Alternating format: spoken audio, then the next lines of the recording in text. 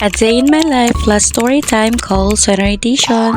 Good morning everyone, it's me, Era, one of the Bayaning Puyat, and welcome sa story ng aking buhay. So for today guys, I just wanna share my story on how I started my BPO journey.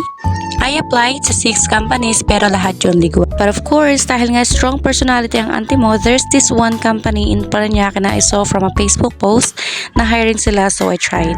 I went there around 10 a.m. para mag-apply. I waited for 2 hours before I got called for initial interview.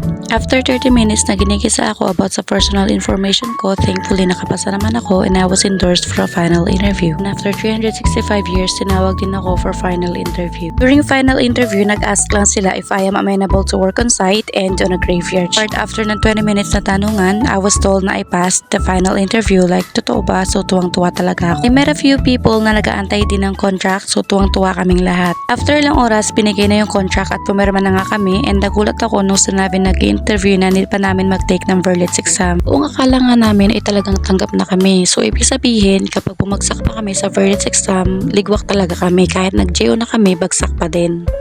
At ayun na nga, maya-maya tinawag na kami para sa verdict exam. Since newbie nga ako at hindi pa ako ganun kagaling sa com skills, ayun nga, gaya ng na-expect ko, bumagsak ako. Moving forward, wala nga tayong magagawa kasi nga hindi pa tayo good enough and pretty sure na soon we'll get there din. 2 a.m. na nga kami nakauwi at nag-usap-usap na nga kami ng mga nakilala ko na applicants din na tomorrow mag-a-apply kami sa Makati. At dahil nga desidido ako na makapasok sa BPO industry, so sabi ko go lang ako. The next day, umuulan at parang may bagyo ata. So nakarating ako sa Baclaran around 8 a.m. and guess what? None of my co-applicants showed up.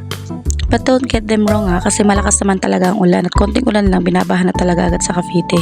Hindi ko nga alam kung saan ako pupunta since nandun ako at naglalakad lang ako nang biglang may humarang sa akin. Ang sabi lang niya sa akin ay, "Ma, mag-a-apply ka ba?" Sabi ko, "Saan naman po yan?" Ganyan. Sinabi niya name ng company at pinasakay na nga ako sa van. Nakatawa pa nga kay bakla, about sumakay talaga agad. Paano na lang pala kung masasamang loob yan? Eh di naging kwento ka na lang talaga sana, diba? At ayun nga, pagdating namin sa company, pinag-fill up lang ako ng personal information ko. Gantay lang ako ng ilang minuto at maya-maya tinawag na rin kami sa initial interview. After namin sa initial interview ay pinalabas kami at ang sabi magantay daw kami for final dahil pasa nga kami sa initial interview. Ito na nga mga bakla, nung tinawag ako para sa final interview, medyo natakot talaga ako ng bongga. For some reason, gusto ko nang umatras. Paano ba naman kasi yung mag-interview as in kamukha talaga siya ni Boy Abunda and sobrang strict niya tingnan. Nagtanong lang siya about sa personal information ko tapos last question, if I am your friend and I am asking you how to cook adobo, how will you teach me? Mga ante, nawindang talaga ako ng sobra. Paano ba naman sa totoong buhay, hindi pa ako marunong magluto ng adobo that time. At hindi talaga ako marunong magluto, so nag-invento na lang ako.